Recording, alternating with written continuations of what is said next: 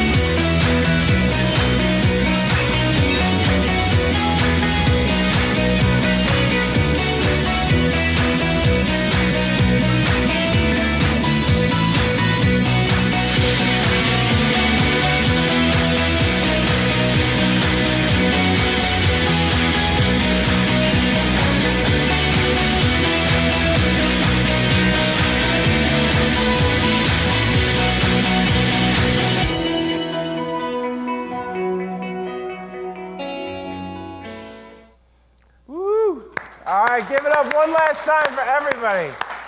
My hands are stinging from clapping so much, but it's worth it. It's worth it to do it for all you guys. All right, so I think most of you here know or have heard in some of our previous conversations about this that when we tried to come up with the idea for Infinity, we were really inspired by the whole idea of how we played with toys when we were kids, how our kids play with toys, and that idea that we wanted to create something that in the video game space could really replicate that same type of creativity. And we think that coming from Disney, that's really one of the most important things that we've got.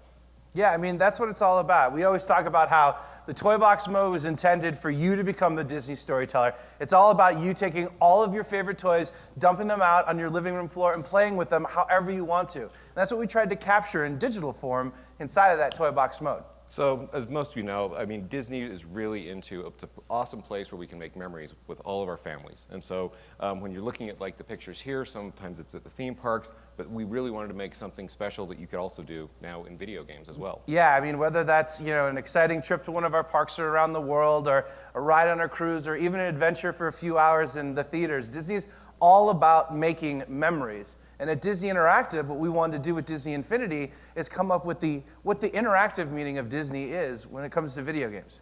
So we really bought into this idea that when you sit down and are playing this game with your kids, or your kids are playing with each other, or you're playing by yourself. That's going to create memories for you, that these little interactive moments that you're having, whether it be on the iPad version or on the console versions, those things are going to be the things that you then tie into, and they, hopefully, as your kids grow up, they'll remember that that's what they did with you. Yeah, we say internally it's the interactive moments and Disney memories that we try to deliver with Disney Infinity. All right, but then as it comes down, and today, and thank you so much for coming, and we're so appreciative that you actually came out to do this. We really knew that our community was a huge part and critical to our success. Yeah, actually it took us by surprise. I mean, how much you guys actually took the Toy Box mode and built an incredible community around Infinity was surprising and flattering and humbling to everyone on the development team. I mean, we've got so many amazing community members that are here today, and this is just the tip of the iceberg. Like John and I had mentioned last night at dinner, we're hoping that we're going to be able to do this every year and celebrate Disney Infinity together as time goes on. So, obviously, every week, all of you have put your heart and soul into so many of these creations that we've had here. I mean, you'll see them, kind of scrolling by. But these are a lot of the challenges that have actually been won and going through. Yeah, and so we've highlighted a lot of these on Toy Box TV, and we'll continue to do that as 2.0 comes out. We're going to have all new episodes of Toy Box TV. We're encouraging all of you out there in the community to build incredible new toy boxes. And the Toy Box mode has really taken on a life of its own. In terms of total accounts created, we've had over 3 million Disney ID accounts created. So those are people that are actually inside the Toy Box creating, building, sharing with each other. On top of that, we've had over 500,000 toy boxes submitted and shared with friends. And shout out to Allison, Yes. Who's been a huge part of going through, and her team, all those amazing toy boxes. 13 million toy boxes downloaded, something that we totally didn't expect, and needed to improve our servers to make sure we could handle all the bandwidth that was coming from people downloading. All right, but one of the things that we really feel is the best part about the community is the diversity that we've got here. It's not only boys, but surprisingly for us, boys is a lot more boys play games than girls normally, but within Disney Infinity, we've actually had far more girls actually play this and really respond to the play here. But it's not just that. It's also the parents. It's adults, yeah. I mean, I think as you guys just saw when we look at the video, and a lot of you out there in the audience, I mean, a lot of you guys are adults as well. So whether that's moms and dads that are using Disney Infinity as a way to connect with their kids, or it's the non-parent adults, the core gamers like me that just own cats and like Disney Infinity, our game has become something really for everyone, and we love it. All right, so as all of you know, Disney Infinity 1.0 is just the beginning. So we're really here to talk about 2.0 today. Woo! Thank everybody else. So let's jump into that right now. So. Yeah, that's right. So the countdown for the next chapter of Disney Infinity begins today, or has been going on, but today we're officially going to celebrate it because our launch of Disney Infinity Marvel Superheroes will be on September 23rd. So we're on all the platforms that we could support here. We've got the PlayStation 3, PlayStation 4, the Vita. We've got Xbox 360, Xbox One, Wii U, and all the iOS platforms as well. PC. Windows 8. Go on and on. If you're a fan of Disney Infinity, we've got a platform for you, I promise. But you know, what the thing that a lot of you guys know all about this, but let's talk about some of the things that you guys can look forward to with Disney Infinity Marvel Superheroes, starting first with the starter pack. And we're going to give a quick overview of what that is. So back in April, we announced officially that the Marvel Superheroes were going to be joining Disney Infinity. It's the next kind of big family franchise that's joining Disney Infinity. And inside of our starter pack, we're going to have Iron Man, Thor, as well as Black Widow. You're also going to have the Avengers playset piece. You're going to have 2 new toy box games that any character inside of the Marvel Universe can participate in. And eventually, after you beat that mode, Disney characters as well. So that's a quick look at our starter pack, which will be available September 23rd. So then we also have, obviously, the Spider-Man playset. We've announced this a while ago. The whole idea here is we've spent a ton of time as a team on really making sure that the Spider-Man mechanics, all the swinging, all those kind of things, you'll be able to experience that here today, are just dead on. I think we've really done a good job, and I'm really extremely proud of what the team has come up with on how easy and accessible, yet also how super heroic you feel as you're playing Spider-Man throughout that playset. It's totally true. In fact, Nova is another character that comes inside the Spider-Man playset, which will also be available September 23rd. And as a lot of you had asked, you had wanted characters that could cross over from one playset to another in the first version of the game. That didn't make a lot of sense for a character like Buzz Lightyear to appear inside of Pirates of the Caribbean, but in the case of the Marvel characters, they can and often do cross over. Nova is actually one of our many crossover characters that we have from the Marvel Superheroes collection, and he will cross over not only into Avengers, but also Guardians of the Galaxy. Speaking of which... Guardians of the Galaxy. Boom! So, it's actually really fun. About that movie, huh? It's obviously been a huge hit, at the movie theaters. But realistically, we've been working on this for quite a while now, and so we really knew, the story. We've had a long time to get to know, Peter Quill and all the rest of the heroes in here. So we've got Star-Lord and Gamora that come as part of the starter pack on this one. But then you can also pick up your favorite gun-toting raccoon, as well as Groot and Drax the Destroyer on this. Yeah, in fact, Rocket and Groot actually have a team-up move. If you guys remember in the early announced trailer that we did for Disney Infinity 2.0, you saw actually that move. And so Rocket and Groot will be able to team up in that way, as you saw inside the film. So, but we're also here, we're Disney Infinity, so we've got a whole new cast of Disney characters that are joining the lineup as well. Yeah, so I mean, when we were working on the first version of the game, everyone was asking us, "Where's the Marvel characters?" And then when we made the announcement, it's like, "Where's all my favorite Disney characters?" So the fact of the matter is, we are bringing lots of new Disney characters. We've made a whole bunch of announcements, and there are more announcements to come. So we had asked you guys about a year ago on Facebook, kind of anonymously, what characters would you like to see join the Disney Infinity platform? And we're happy to announce that all the characters that you requested are the ones that we put inside of the game. So when we really went back through the results, Stitch, surprising hit. He had 3 times the number of votes of any other single character on there.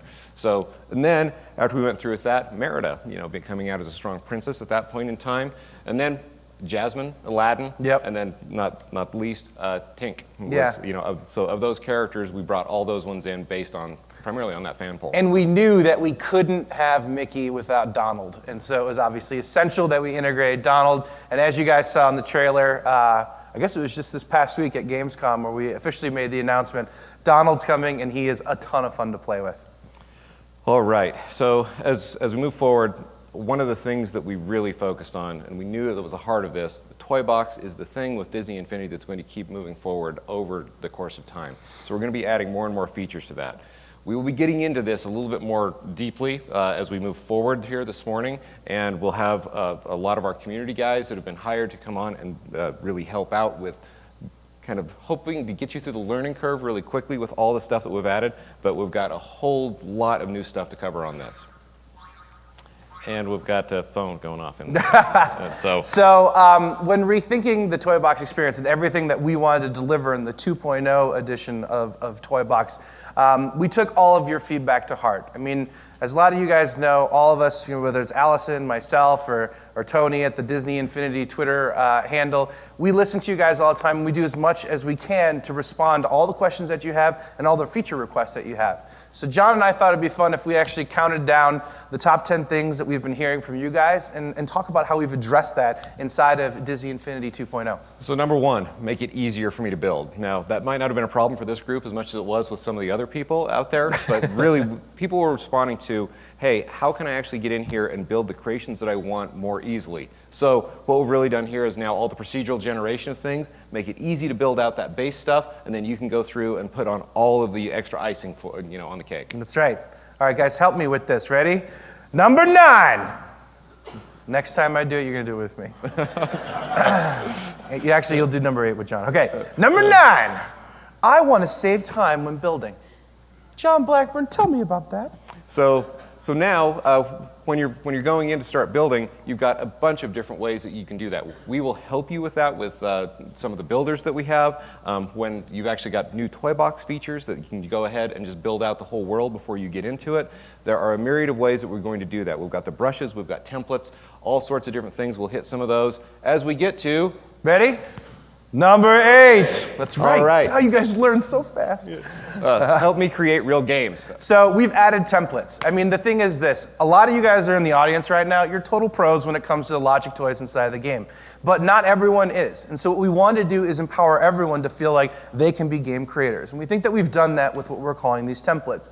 You put these templates down inside the world that you've created, and very quickly you've got a racing game. You've got a collection game. It has all the rule sets built into each one of those. You can just move things around and edit them as you would like to see them. So it really is a shortcut to getting a very cool space and a very cool game right off the bat. All right, and number 7. Let me inside, man! So this is all about, we wanted interiors. We wanted some place to where you could go through and create your own space inside of here. Now, we realistically think that a lot of this is going to become, I'm doing interiors of buildings, so I'm making houses and those kind of things, but I can also go through and make dungeons. So if you want to make a Zelda game, you could go through and create, you've got your top stuff, you can go through a door, you can then go down into the dungeon. So this is something that we really want to go ahead and allow user creativity to express themselves however you want, and we really felt like you needed to be inside to be able to do that too. That's right, and someone asked the other day on Twitter, and if you're watching, the answer to the question is yes, we do have elevators inside of interiors as well. All right. So here we go, ready? And number 6. Let me save more toy boxes. 100 is not enough, John Blackburn. So what are we going to do? We're a little surprised with that, but it's cool that that's been a problem. I totally remember this too, because we were like, who's going to download 100 of these? But apparently, 13 million toy boxes later, there's a lot of people are. So now we can support 100,000 of these. You can have 300 on your own system. I guess Chad's happy yeah, with big that. clap there. So from a community sharing standpoint, we'll be able to do that. And then I think actually that might lead into maybe the next point. Number 5. Let me share with my friends. So this is all about, we knew that people would want to share these things, but we also feel like family safety is a very important thing. And so we really wanted to make sure that we set up rules that would allow parents to let their kids engage with this however that they wanted to. So this time around though, if you have a friend, you will be able to mark them as such, send your toy box up to the cloud, and then you can share with them when they are not inside of it. So they can go up and see your toy boxes that you have, download those, play with those. You can then join them, obviously in a network session like you could on Infinity 1, but we feel like this is a really cool thing for people. Yeah, and something that you guys had asked for. So, all right, number 4. You go ahead. How about more toys and vehicles? Yeah. So you guys had wanted to see more toys, more vehicles. You wanted more weapons to play with. You wanted more vehicles to drive inside of. So not only do we have brand new stuff that's of course coming from the Disney side, we also have amazing stuff coming that's inspired by Marvel. So if you want to drive the monster truck, electric light parade float. We've got that. We've done a lot of the same kind of fun things that we were able to do last year. Bring all those things in. have a little bit of fun with some of the different Yeah, I types mean, that whether we've it's got. elements from the parks, like you see right here with the Main Street Electrical Parade, or elements from Guardians of the Galaxy or other incredible Marvel franchises, you asked and we tried to deliver. All right, so number 3. Number 3. We've got more adventures for all of my characters. So we know that you guys really wanted a lot more structured gameplay. It's a lot of things that people had said, it's great that you're releasing characters like Anna and Elsa and Wreck-It Ralph and Vanellope, but I want structured gameplay around these characters. And we wanted to make it so that every character, whether Marvel or Disney, could participate inside of these games, which is why a lot of them take place inside the Toy Box mode. And we think that with our Toy Box games, we've created something that you guys are really going to like and that we're going to evolve over time. So in the beginning, for 2.0, inside of the Marvel Superhero Starter Pack, you're going to have 2 Toy Box games. One's a dungeon crawler, and then the other one's a tower defense game. Those are 2 very popular gaming genres in the video game space. And so you're actually going to be able to go and use your characters and play inside of those modes. But of course, the logic toys that are all a part of those modes will allow some of our most amazing creators that are here in the audience to go and create their own tower defense maps or go and create their own versions of the dungeon crawler. So we're very, very excited about that new type of structured play that we're introducing inside of 2.0. All right, so we're down to number 2. Number 2. All right, let's have a Toy Box Starter Pack with my Disney characters. Yeah, I think like this one, we got a lot of messages from the community saying, well, what if I'm, not like the biggest Marvel super fan in the world? What if I'm a Disney fan?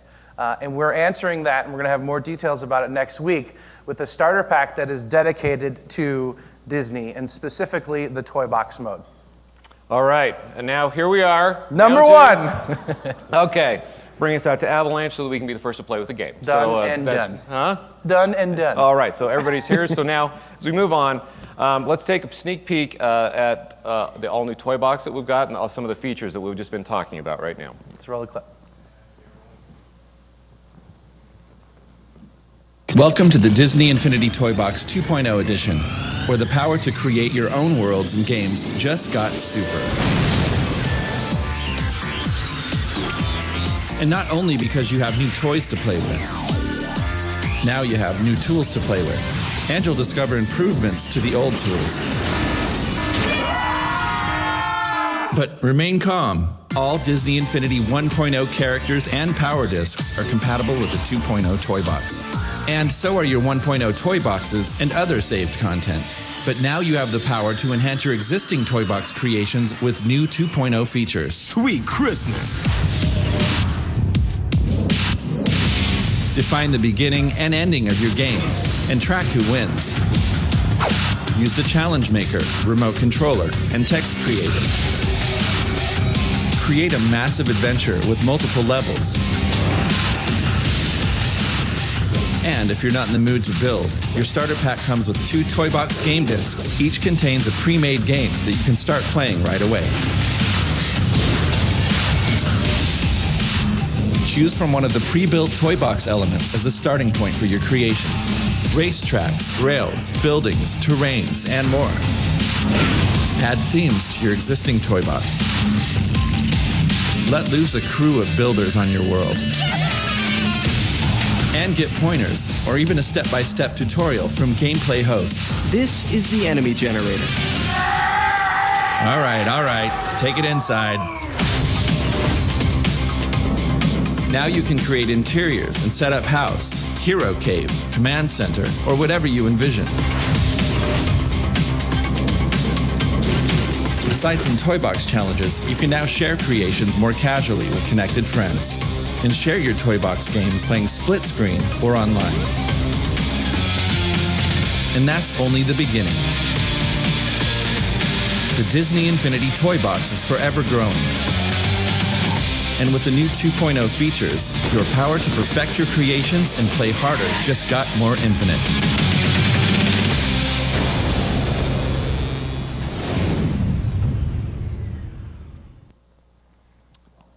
All right.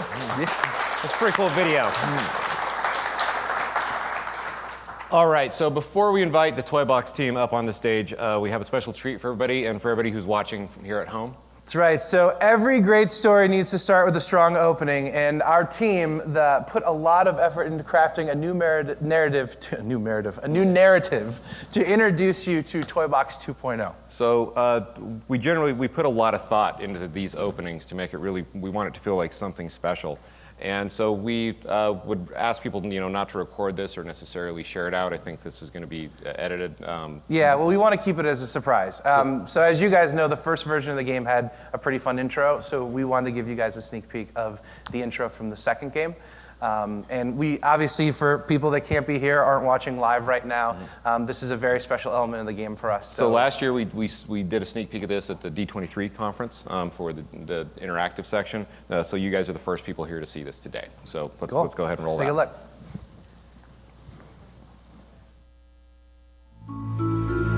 There are tales of a treasure that is the key to unlock worlds untold. Whoever finds this treasure can wield the power to create magical realms not yet imagined. But not all will find it, for it can only be found by those lucky enough to follow the guiding star.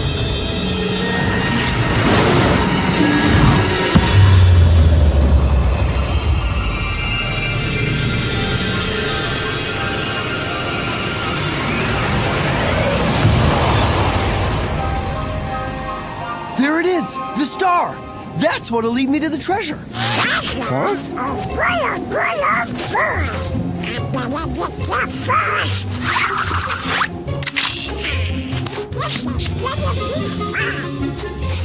Hey, hold on!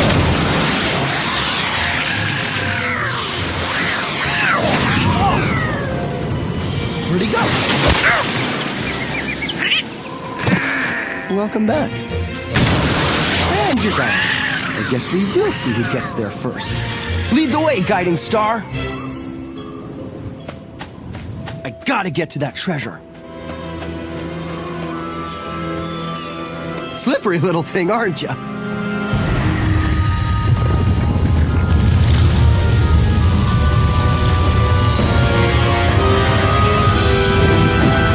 Agrabah? Wow.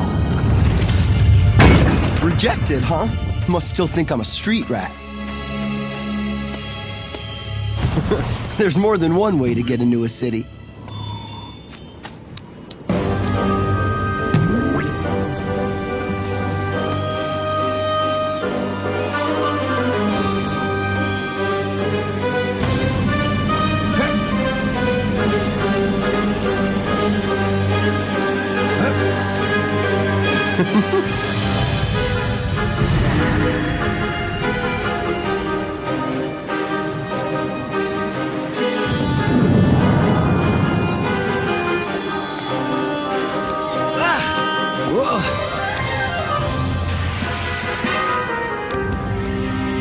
Guess I know where I'm going.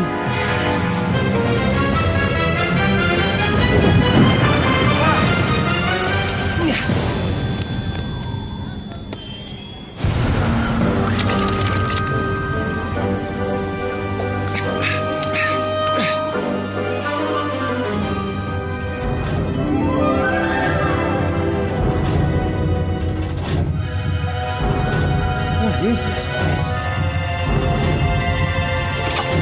Whoa! Would you look at that?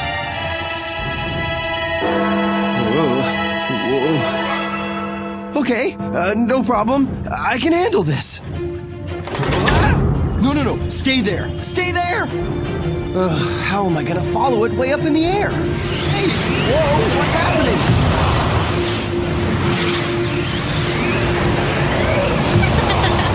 I think I'll just take it from here.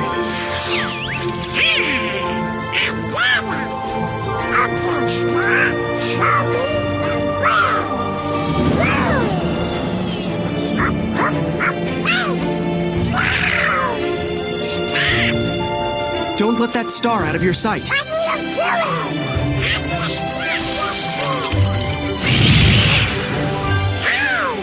That's so fast!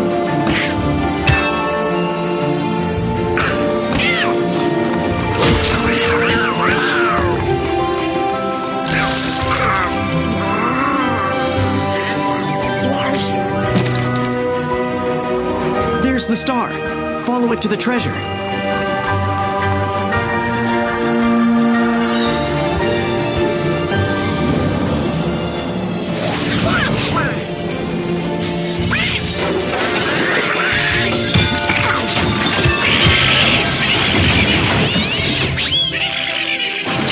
The star.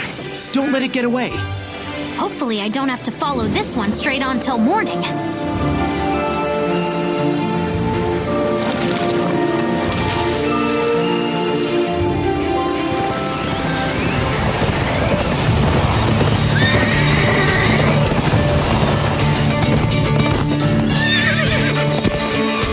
Nothing like a chase to get you going, eh, Angus?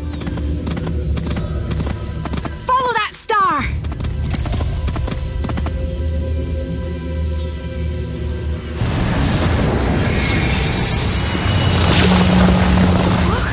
I'll be gobsmacked. You don't see that every day.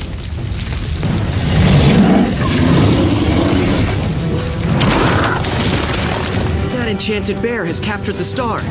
Better fight it off, or your quest could end here. The star is free. Stay close to it.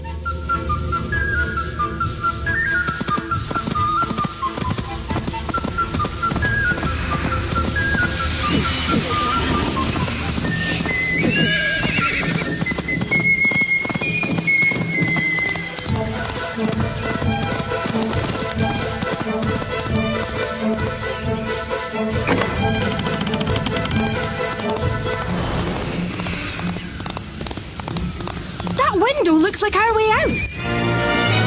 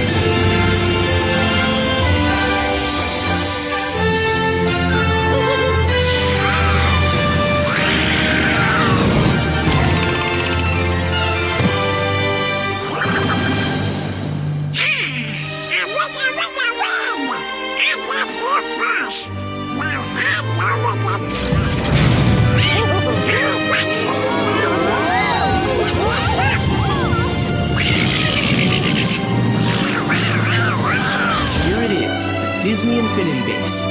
This is the treasure, the gateway to worlds untold, with limitless possibilities, all created by you.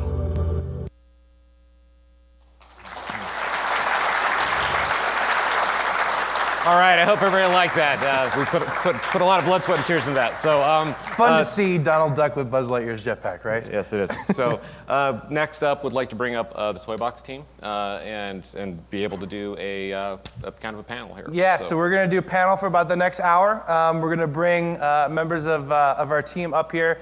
Remember that Allison is going to be taking questions via Twitter as well as the live stream on Twitch. So she'll be pulling questions if you use the hashtag Disney Infinity or hashtag Toy Box Summit. So I would like to bring the guys up now. Please come on, introducing Mr. Jeff Bunker. Actually, we should... So let's go ahead and do an introduction, everybody. Is there? So, All right. Mr. James Rowe. We're actually about to do an introduction. oh, are we? Okay, Yeah. well, never mind then. Sorry about So, am I clicking through this? Is that the... Okay. Let's bring out the panelists. You guys are here. Next up, all right. Okay. So we thought this would be fun. This is a great opportunity actually to get. Hold on real quick. So we've got Reed Hawker. Reed's on our environments team, so he does a lot of the stuff as far as creating the look of all the different toy box sets. We've got Chad, who's kind of maybe the spiritual leader, I think, of the toy box team. I think a lot of you guys have probably been able to interact with him a little bit online and in the community. And so Chad's the kind of the head architect of the toy box. And so he, in combination with Bob Lowe, are the two guys that are really, I think, providing a lot of the vision for where the toy box is going right now and what the feature set will be in that. Everybody knows Vignocchi, but Jeff Bunker is the art director for the entire Infinity project. And so We've been working together for a long time on a lot of different things, and Jeff is really, I think, a lot of the driving force behind the characters and the actual the figurines themselves that we've made. And then James is the lead programmer on the toy box, and so he's the tech guy that gets all this stuff done. So go ahead and hopefully ask some questions. So, all right. Well, we took care of that first question, so now you guys will not have to introduce yourselves since John gave such an amazing recap. So first question for the panel. Steve B wants to know, tell us about the behind-the-scenes process that goes into the creation of a character or a game. How do you figure out what abilities that character will have and how it affects the game as a whole, especially in Toy Box mode? Anyone would like to jump into this one first? How do we go about figuring out exactly what the creation of each of our characters and what abilities those characters should have in game? I'll take a step back. All right, Jeff, let's start with you.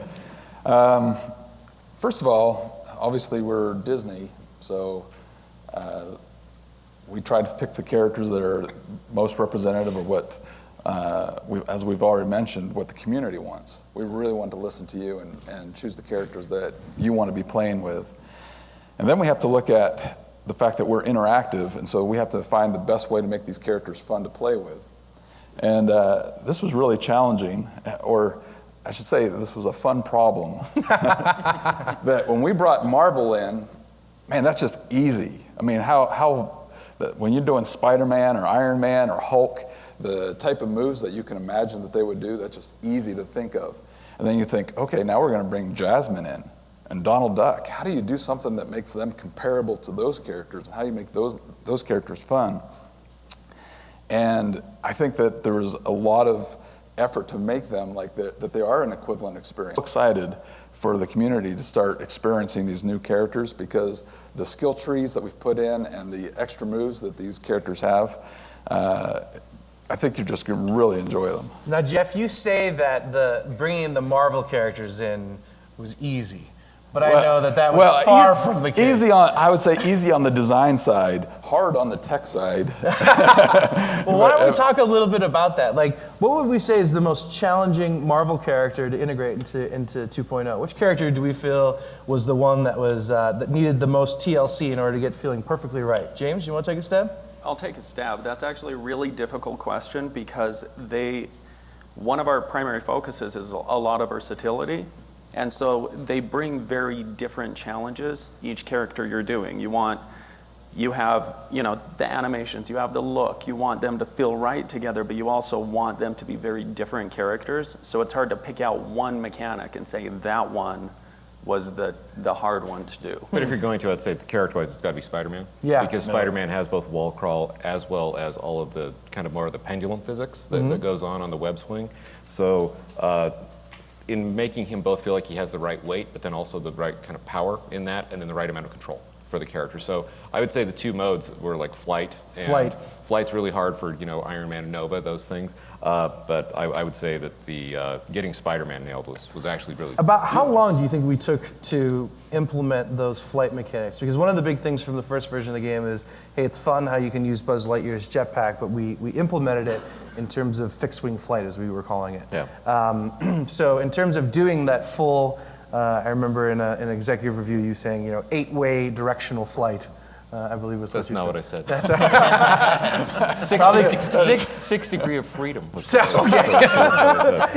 effectively made it sound sillier. We added a couple extra dimensions. But about how long? I mean, those were the two mechanics, right? It was obviously the wall crawling as well as the flight. About how long did it take? Web slinging as well as the flight. About how long did it take our character mechanics team to integrate those to a level of polish that they felt comfortable with? I mean, I would say just we had the mechanics up and working within about 2 weeks.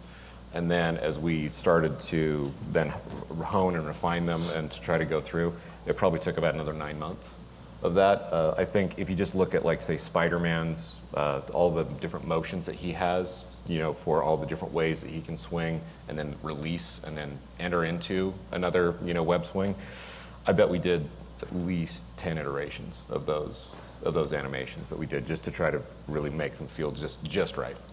Yeah, and that's just talking in terms of the mechanics team. That's just the first domino that falls, because afterwards, now all the world artists have to accommodate those same moves, those Right. the swing, wall crawls and the swinging and that type of thing. And so that totally changes the way that you're going to build those worlds, because you have to have a world that is receptive to that type of gameplay. Yeah. So we talked a little bit about the Marvel characters. I'd like to go back actually to the Disney characters, because I do think that this is interesting. In the Donald Duck trailer that we put out this week when we announced Donald, for example, the item that he throws constantly rotates between a few of those. You may want to talk a little bit about some of the inspiration for his moveset, as well as some of the things that he does inside of the game. Jeff, you want to start? The inspiration comes from Donald himself. We go back to the old films, the old shorts, and we want to be as authentic as we possibly can be. And so we just we go back and we watch those things as much as we can. We talk to the filmmakers that have worked on those characters, whether it's Donald or Jasmine, and we just it's our drive to do the Donald that the fans would expect. Reed, is there a character that you have that's one of your favorites inside of Disney Infinity 2.0? It's easily Stitch. Oh yeah? I mean, he's just a cool character on his own, but when you see all the neat upgrades you can give him in our skill tree, it's just incredible what he can do. It makes him really fun to play with. I'm glad that you brought that up. Let's segue perfectly into attributes and skill trees, because I think that is a really big part of what's separating, how we've upgraded our system from 1.0 to 2.0. So would you like to talk a little bit about that, or Chad, you want to jump in? Actually, one of you guys is probably better at that than I am. Okay.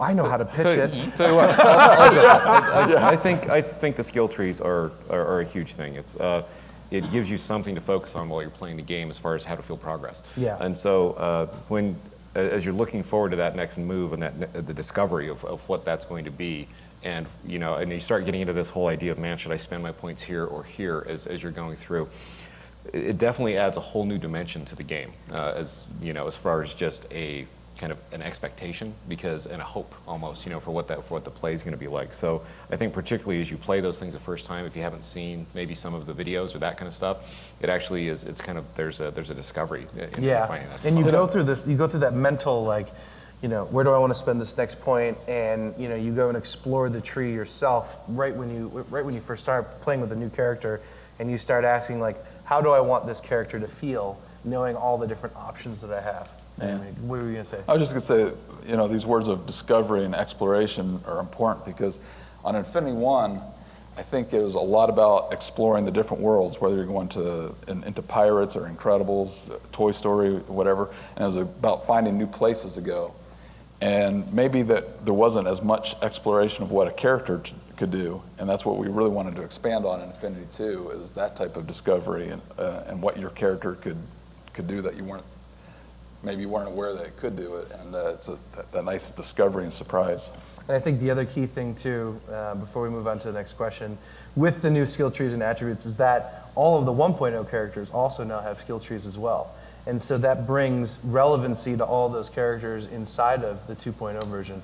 We want to talk a little bit about the development of that, how those skill trees happen for the 1.0 characters, how we took characters like Sully, for example, and gave him a super move. He's got a super jump now and things like that.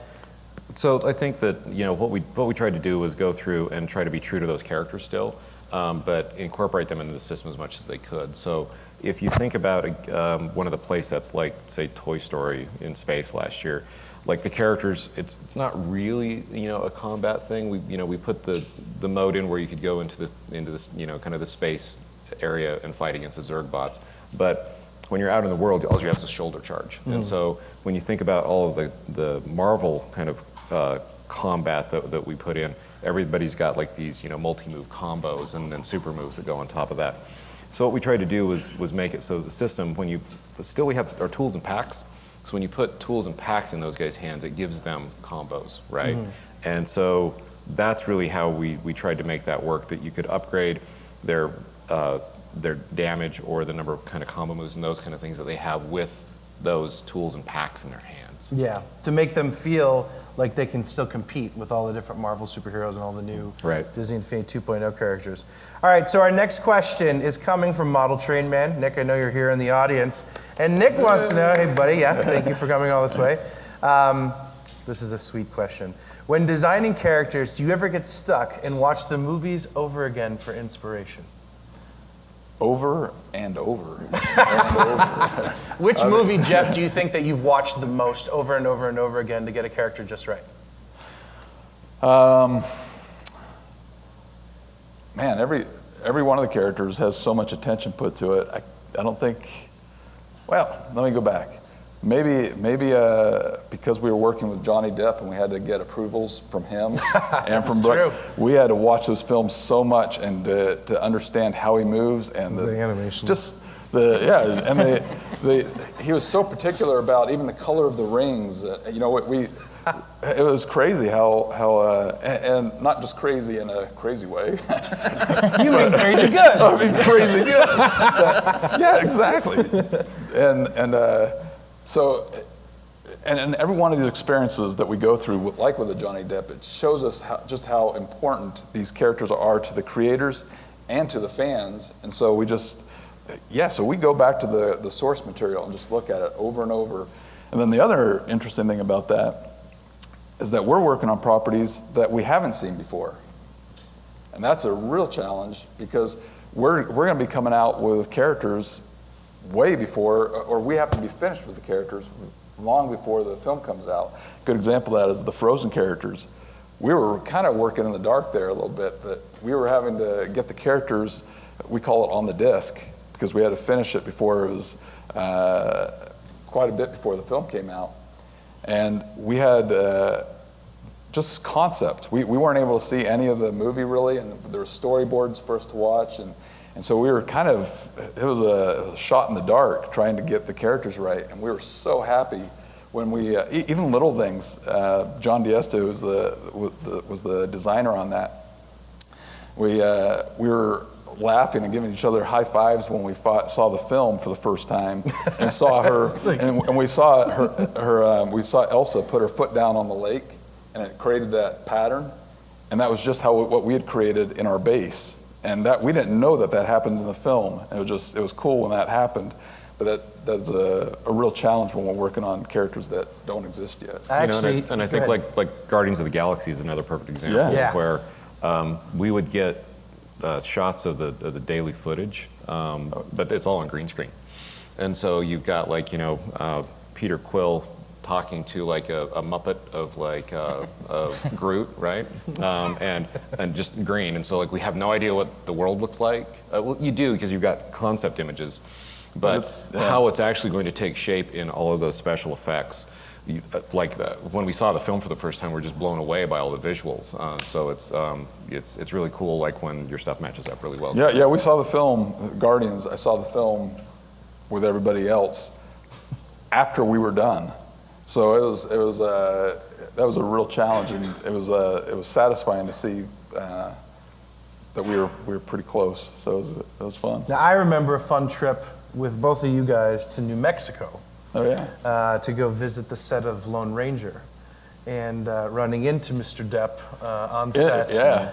For the first time, there's paparazzi miles and miles and miles away with super zoom lens photos peeking through a fence. And by miles and miles, he means about 600 yards, I think. That was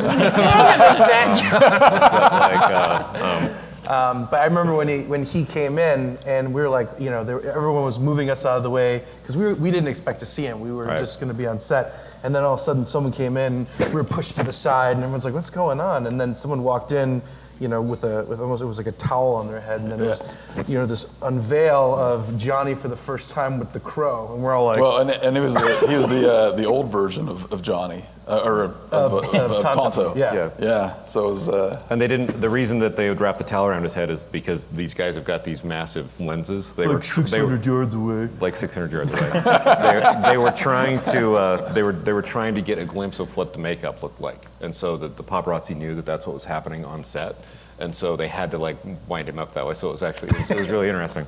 Yeah, it's fun. So let's go back though to the original question. And Chad, maybe you would like to talk a little bit about especially with all the work that you do inside of the Toy Box mode, is there any Disney movies that you've gone and watched over and over and over again? Yeah, the artists, Reed, they are constantly watching. I've seen them, they'll go through frame by frame and they'll watch something like how is Agrabah constructed. You can probably talk about that a little bit. Well, we know we have a lot of huge Disney fans that are going to play the game, and they're going to want to see it be accurate within reason. And the truth is, we are super huge Disney geeks too, so we really want to do our best in bringing that into the game.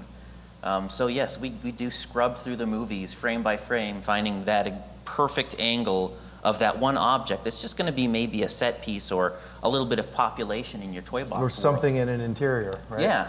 Yeah. And so you guys look at it all the time just to make sure it's perfect.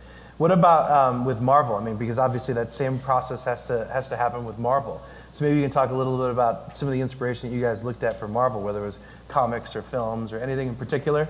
We pulled in from both whenever we could. There's a lot of little, they're great little Marvel knickknacks and items and things that you can remember from, like, every one of these heroes has a long storied past, and we did whatever we could. We consulted the smartest Marvel people in our company to come help us find some of these items that people might really love to see in the game, and then we sought out whatever imagery we could to get it just right so that the real fans could really appreciate them. Yeah, and it was fun too, because not only was it our own internal Marvel super geeks, but it was also fun to work with people like Joe Quesada and Brian Michael Bendis and other people at Marvel that helped lend authenticity to everything that we were making. So it's very, very cool. Any other films, either obscure or contemporary, that we looked at for inspiration? Or I think the cartoon series actually was for Spider-Man was one of the biggest things that we did, because that's really kind of in the same universe. There's been so many different versions of Spider-Man over the course of the years in the different comics. That one worked out really well for us because we wanted to make 5 IGPs. Interactive game pieces.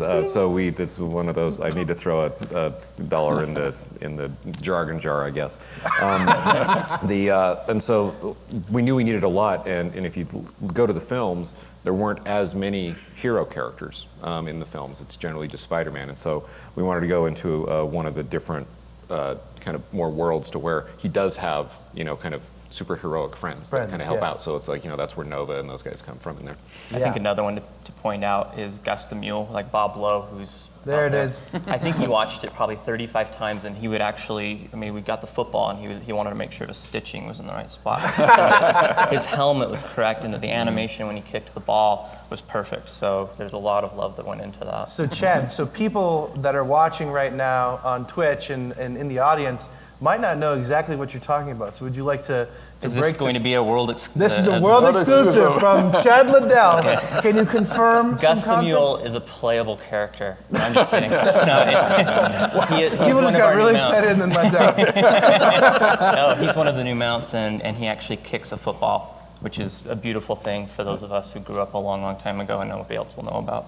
But it was fun for us. It's just, like last year with Condor Man, right? Yeah. I know that there were a lot of, to include myself, people are passionate about Condor Man. We wanted Condor Man as a playable character so bad, but we got his wings. And the funny one there too is our legal department, when we went to go and clear the music, our legal department said, we actually don't know if you can put the music into the game.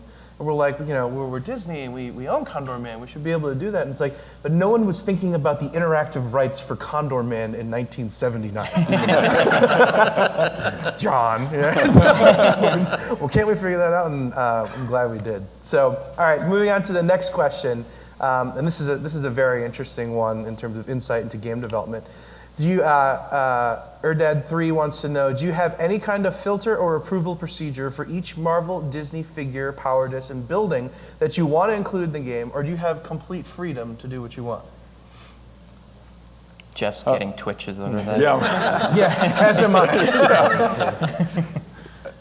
Honestly, there's days where it feels like there's a filter or an approval, but honestly, I look at it more as a responsibility to get it right. That these characters mean a lot to me and to a lot of fans, And so it's critical that we do the right things to make that character who he or she is supposed to be. And so we found that the best way to do that is go back to the source, to go back to the filmmaker, the creator of that character, and make them happy. And if we're making them happy, we've always found that we're making the fans happy. So, yeah, I don't think I look at it too much as... Actually, I think it's one of the coolest parts of the job, because early on, when you first start off going through those, it's like as we start working with Marvel or anybody, whether it be Pixar or Disney, Walt Disney Animation Studios, the live action guys, you have to make a relationship there at first, that they understand that you actually care about doing the right thing by those characters. And as soon as you do, like early on, it feels like it's the hard part, because you're going through all the intermediaries, and then as they build up a trust, you get to go directly to them. And that's what's actually really fun, because as soon as you get to that point to where it's the person who's working on that asset going directly to the creator of that on their team, that stuff's awesome, because then you start understanding what's really going on in their head and what they were thinking while they were creating it, and then therefore what's important to them about it. And as soon as you get to that level, it's actually really fun. Yeah, go ahead. Oh, I was just going to say, and going back to that idea of watching the film over and over again, you want to go to that creator of that character knowing that character, so they have trust in you and confidence from the outset. So you really do your homework before you ever even meet that filmmaker. They actually dress up as the characters whenever they go talk to them. That's how you bring me along. But I think that's like John had mentioned, it's one of the most interesting parts of the job is getting to go and interact with the Jerry Bruckheimer's and the Tim Burtons and John Lasseter and all the guys at Pixar. Like one of the kind of cooler stories for me was when we first started working on Toy Story 3, and we were doing Buzz Lightyear. We had a bunch of new animations, and there was no footage of him doing the types of things we had him doing in the game. And one of the animators, came in and he started telling us, he's like, no, Buzz doesn't animate like that, because and he went through, and it's just something we'd never noticed was every single one of his animations is asymmetric. Like normally when people run, it's there's like a symmetrical motion for your right arm and your left foot and those kind of things. Buzz Lightyear never animates symmetrically ever. And so their whole thing is he doesn't do that. So when you're making up new stuff, do it that way, because he's always like akimbo, when he runs, that kind of stuff. It was pretty cool understanding how they do what they do and how they judge it. Yeah, and I think that, part of, like Jeff had mentioned, it's, one person that we had a lot of fun working with 2.0 is Alex Hirsch and the guys from the Gravity Falls team. Were absolutely amazing. And it's fun because it's changed from 1.0 to 2.0 in that now we have those filmmakers and those amazing storytellers, whether it's from Disney Channel or from the films, coming to us and talking about what type of integration their property should have inside of Infinity. And so that's something that we just have a blast. And then of course peeking into the Disney vault, right? Oh, yeah. Whether it's Gus the Mule or it's Condor Man or it's the talking to the parks about the Main Street Electrical Parade float and all those kinds of things. Do you have any kind of fun? Working with Disney corporate brand, kind of looking. I mean, I remember, for example, I came home one night late, and my wife was mad that I had missed dinner, and she said, well, why are you here late? And I said, well, I unfortunately stayed late on the phone. I had an argument about Dumbo inside of the game, and whether Dumbo should be represented as a vehicle or as the character himself. And she's like, is your job really arguing about Dumbo? But it's like, not the matter as it is, right? I mean, part of it. Well, yeah, you go back to the discussions we had about when we did Sorcerer Mickey, which is incorrect, by the way. It's Mickey as the Sorcerer's Apprentice. As the Sorcerer's Apprentice. We always shorthand it, and Brand was when we had the discussion with the people that are in charge of Mickey Mouse, it was very important to them that was Mickey Mouse playing a role in a film when he was Sorcerer, and they just want to make those distinctions that it's clear which Mickey you're dealing with and what personality he's portraying in that role. My favorite one was when we went to lunch with Alyssa. Yeah. She's in corporate brand, and we had this philosophical discussion about the difference between Raja, who maybe Jasmine could ride as a mount, and Simba, who, because he speaks, there's no way you could do that. And so we're going back and forth, and so we're like a lunch kind of philosophically, what is the difference between these two characters? And so it was fun. And then there's that famous scene. Well, I think it was like a year later. Right? It was the Toy Story short where they were on vacation and Ken jumps on. The unicorn. Yep. And he goes, "Giddy up!" And he goes, "No." Right after Woody had just jumped on Bullseye to do the exact same thing. Yeah, so it's like Buttercup, right? Yeah, Buttercup. Yeah. That's what I was thinking of. Okay, great. So, Allison, can we take a question from the live stream? Test, test. Okay, we're on. All right, so you guys have been talking a lot about character creation, and at Noah Idea Films on Twitter wants to know, how long is the process of character idea to actual working character in game? So it depends, per character. So like Spider-Man, because he took so long. Actually, it was a little bit more difficult, I think, to find the aesthetic for the toy design of him as well. I would say on that one, the rough version probably happens in about a month to 2 months. But the real version that everybody sees by the time we're done is probably something like 6 months is probably standard. Now, some characters are less than that. But they generally don't go too much longer than 6 months. I mean, but you might want to talk about the physical. Yeah, you go to the interesting thing about that is I've been making games for like 20 years, and only worrying about the game side of it. This virtual character, and starting with Infinity One, obviously having to work to be concerned with an IGP with creating this figurine that $2. Yep. What's that? It's $2 in the jargon jar. That's right. That's right. All right. So if you hear us say IGP, that's what we internally call an interactive game piece, because that's what an Infinity figure is. Yes. So, but that was a whole new challenge that takes a considerable amount of time to get that right. And there's a lot of first of all, there's the design of that character. And this brings up another real challenge, is that, when we were doing the Bolts and the Toy Story 3 and the Cars 2, all those type of films, and we were just trying to copy the character, just make that as authentic and as real as possible, that's actually pretty easy, because you have your target. You look at the film version of it and you say, it's not close enough yet, you just keep on going. But when you're going to the filmmaker and you're taking their favorite character and you're going to say, I want to make him that way, but I want to make him supposed to be, or her, but I want to make him different, then all of a sudden it's a whole new challenge. And each filmmaker has their own criteria of what they care about.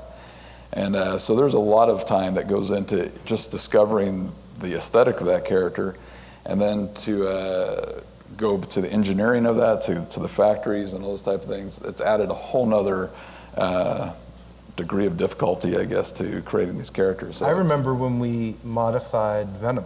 I mean, Venom was one of the characters that took us a very long time to get to what he turned out to as a figure. You want to talk a little bit about what Venom looked like before, and then how he evolved into the Hulk-like Venom that we have now? Yeah, it's very complex, because we have a lot of constraints being a game, and especially a large game like Infinity is, where all these characters have to be able to live in the toy box. So we have to start sharing rigs, and rigs are the bone structure that goes inside of a character that allows the animator to move that character, and so we started out with a thinner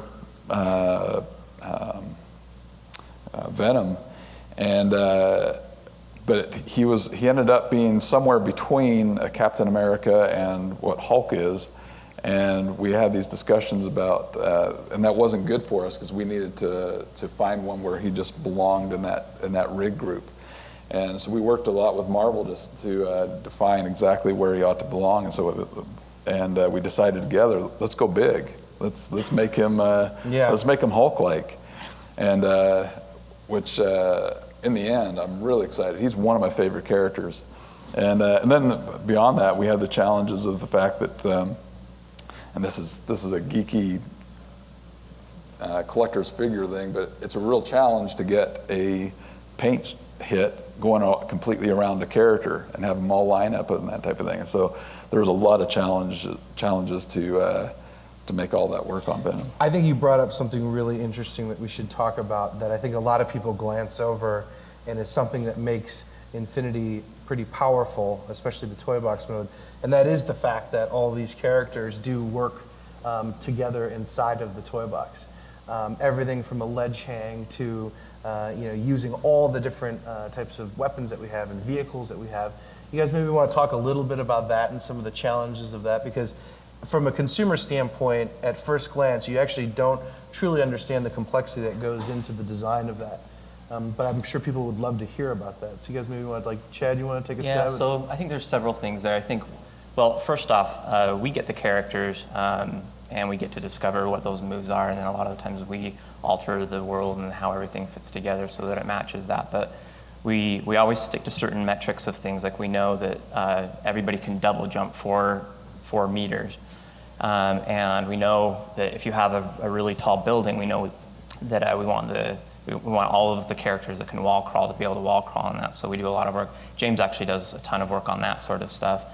And then, one of the things that it just blows my mind that I'm really impressed at with seeing these characters is how well balanced they are. Like, Merida is my favorite character, and she feels as good and as powerful in the toy box as any of the other characters do. So they've done an amazing job with that. James, you want to talk a little bit about implementing those characters in the toy box and what that's like? Well, I think, Chad covered it really well. There's the teams involved in that. By the time we get it, they've already done a lot of this, play them with each other, try to make them feel right. By the time we get to play with them in our world, they're familiar with how our metrics are going to match. And so there is a lot of interchange. There's a lot of those teams playing inside our world, trying the different characters with each other. It always gets interesting when if you take, say, wall crawl and the different characters that do it, they actually do it fairly differently. So you still get this good feeling. Stitch still feels like Stitch. He doesn't necessarily, he doesn't feel like Spider-Man when you're crawling on a wall, and yet there's, feels right. Under the hood, Yeah. It's still the same. Yeah. I just want to hit like all the different combinations. Yeah, that's like what, everybody. that's where I Everybody go, can like pick each other up, and they can interact with interoperability. so many things. There's this huge spreadsheet that we keep. It's like monster, and so like there's every character has their kind of their name is a column, and then everything that they can do is a row, and it's. So like every single one of those cells, this thing is like thousands of cells. Because remember, it's power discs, because they have to, tools, they each have to work with every single one of those things. And so when the testers go through to do this, it's literally they go through and check every power and every other combination. So there's some of those things, that like at the end of the day that slip through. There's some funny bugs, honestly. That stuff that comes out like, we had one where. The Lone Ranger. It was Crystal. This is yesterday. Yeah, it's like this is yesterday, everyone. The Crystal Lone Ranger. When he would fire his pistol, a boot would drop out of it. Like that Donald would throw. So everyone was like, "How is this happening?" Exactly. And so there's one of those cells was wrong. Yeah, I think that's fun. And then it's another kind of hats off to character mechanics team, because think about it. You have a character like Spider-Man, and then you have to accommodate for what happens when Spider-Man puts Buzz Lightyear's jetpack on. Okay, you should be able to do that. And then when Spider-Man is flying with Buzz Lightyear's jetpack, what happens to all of his web swinging mechanics? Do those go away? Or do we make it so he can shoot from his hand? Or now what happens if someone puts a weapon into Spider-Man's hand? And does that even make sense for Spider-Man to be able to do? And those are the types of things that the team is going through. And when you look at the 60 power discs from the first version of the game, the 80 new power discs from the second version of the game, plus all the individual virtual toys that you unlock from the play sets as well as progress just inside of the toy box, you begin to understand just how daunting this is to make all these characters work. And as a platform that lives on over and over and over, the idea that all characters from 1.0 would work with 2.0. And so as the team is brainstorming some of the new virtual toys that they want to add to the game, it becomes, well, how is a character like Thor going to be able to interact with this versus a character like Stitch? So there's quite a lot of interesting examples there that I think is fun to talk about. All right, so next question here is from Turner Bros, who wants to know, with hundreds of potential ideas that could be pulled from Disney films and theme park attractions, what's the process for selecting the vehicles and items that appear on Power Discs? Anyone? I'll start. So Reed, John? So like everybody is a fan inside the company, and so you end up there's a big whiteboard where people start off 6th floor conference room. Yeah, start writing down like what they want, and then it really becomes like, so everybody goes to bat. I mean, it's kind of one of the funnest things because it's like everybody has a favorite thing. What'd you say, Chad? It looks just like the forums. I mean, what we do is like the exact same kinds of conversations that happen in the forums about what people want to see. And so, just like you love Captain EO and have been going to bat for, for that. Yes. We're like, everybody has like a favorite thing that's kind. What's your favorite thing, John Blackburn? So mine's like easy because it's already in the game. It was The Incredibles. So. Okay, but there was another one that it's slightly embarrassing, the character that you wanted to appear into the game. I don't know what you're talking about, John. Yeah, I remember as we were arguing, and this is the same process with characters too. As we were arguing about characters, you were like, "I want to put Piglet in the game, and Piglet is going to be the strongest character in the entire game." And then everyone was like, "Okay, we know that you're the boss, but you're nuts." And then Captain EO, right? Like the whole thing. So my whole thing was like, we're not done until Piglet's flying around with a jetpack and a blaster in his hand. Yeah, that's fun. Reed, Chad, are there any Power Discs in particular that you guys champion to get into the game? Yes. Yeah. Oh, actually, everyone on a Toy Box team sort of finds their favorites and really roots for them and tries to make them happen. And it's usually because that person will probably get to work on them. And right. Nothing is more fun than being able to take your favorite thing and transition it into the game in the best way possible. It's just really exciting. For me, it was things like Tron and Gravity Falls were some of my favorites. But it just gets really exciting when you're going to be the person that gets to bring that to life in the game. And so then there's another whole part of this that's the Skunk Works. I was just going to say, Rita's being deceptive. That he said they just root for it because they make it. So sometimes it's like the Recognizer from Tron. Yep. It wasn't on a list. We were like, man, we don't know that we'll be able to do it, and they made it and put it in. They made it and put it. That was overtime. Yeah. Right? Reed started all of this he made Scrooge's Money Bin on his own time you were probably working like 80 hours a week, and he somehow found a way to make that, put it in. It became kind of funny for me to go for approvals because usually you go to the creator with the idea. You ask permission. Can we do this character or this set piece? And I got to the point where I was taking finished products and saying, can we do this? Which is always a no-no. I Right? know. I wouldn't want to tell you no, but you already showed up with it already done. Yeah, Jeff would come into the area and they'd show all the stuff they're doing, and I could just see Jeff's beads of sweat start to form. It was a lot of fun though. It took over the whole, all of the artists. We had animators, everybody contributing to that Skunk Works, and I think a lot of the real core Disney pieces that we have in the game are because of that. What are you most proud of, Chad? Probably Condor Man's wings. Yeah, no, of the Power Discs, I like the obscure. I want some like Darby O'Gill and the Little People kind of stuff. I think you'll know I got my way if in the future game we have a whole bunch of that stuff.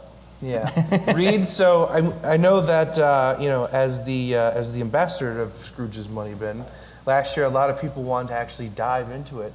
Can you give us any insight into how Scrooge's Money Bin may have evolved for 2.0? Well, they absolutely can now.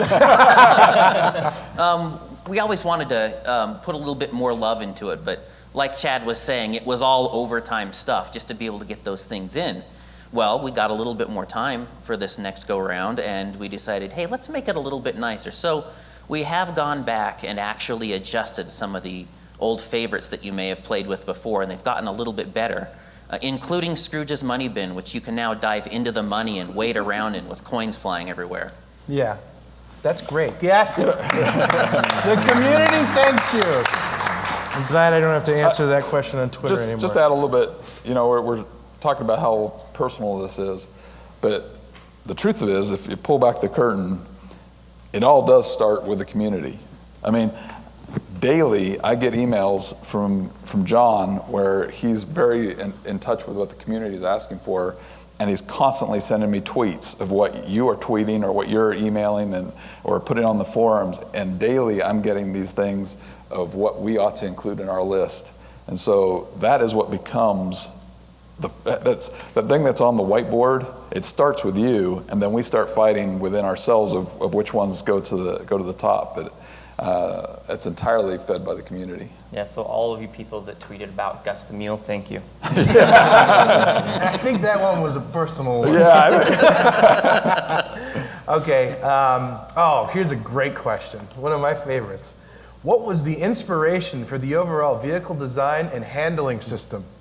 Was it hard to integrate the systems from Toy Story 3 and Cars 2? And then I'll tack on to the end of this question. And what have you done to fix the helicopter controls? John Blackburn, would you like to start? Yeah, I'll start on this. So it wasn't really that difficult to integrate most of the vehicle stuff. I mean, so because the game engine that we have evolves every game that we do.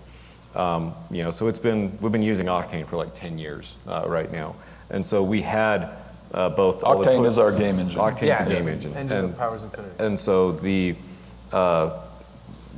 all the tools to like make a vehicle or those kind of things are already in there for us, and so the physics driving model that really got added and honed down in Cars 2. We already had all the character kind of moveset stuff from a lot of the different. We've done a lot of action platformers over the course of the years, and so. What we then did, we started off with, hey, let's go ahead and bring those vehicle mechanics in. Yeah. Now, then, so that's kind of, so it wasn't that difficult. It's still a big job to make sure that like Lightning McQueen can go every place that he needs to be able to go. There's a lot of design work that has to happen. And so at the design level, I'd say it's much more difficult to make sure that if I put down Lightning any place versus I put down, Buzz Lightyear any place, that the game's going to work properly.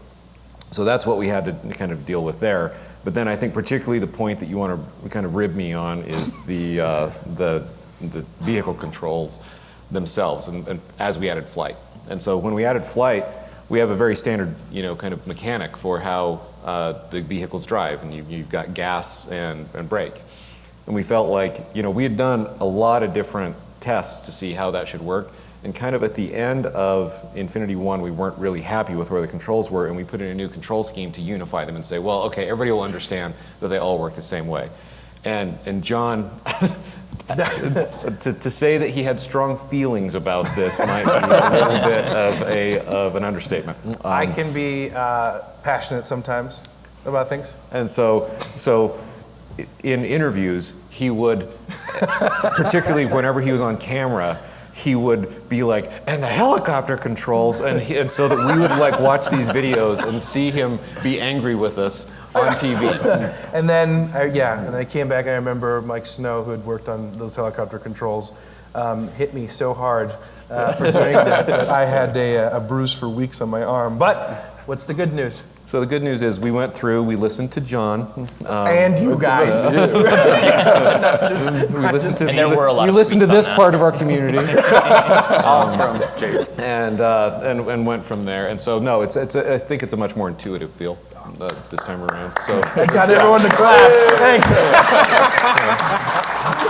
That's great.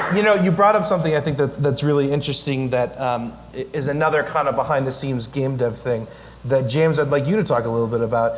When we talk about Octane being the engine that powers Infinity, of course, it's not just been Infinity that Octane has powered, right? There's been games not only created by Avalanche, but by other studios within Disney Interactive that has used Octane. Can you talk a little bit about, what the studio's philosophy is in terms of developing, layers of the engine, the system, whether it's streaming or whether it's, the combat platforming? John touched on it a little bit. Maybe you can go a little bit more in depth of what it's been like over the course of the past decade as this engine has evolved. Well, it gets very interesting because we all have, as we finish up a project or as someone else is using the engine, we all have our gripes. This didn't feel right, that didn't work right. This is very difficult to either, to maybe work with in a manner that's going to work, for a different property, right? And so as we're trying to, grow the engine, we really try to focus on the different layers. This layer here, this is specific to this game. And then maybe one step down, you have functionality that is going to work across multiple games that can be accessed from kind of the higher layer.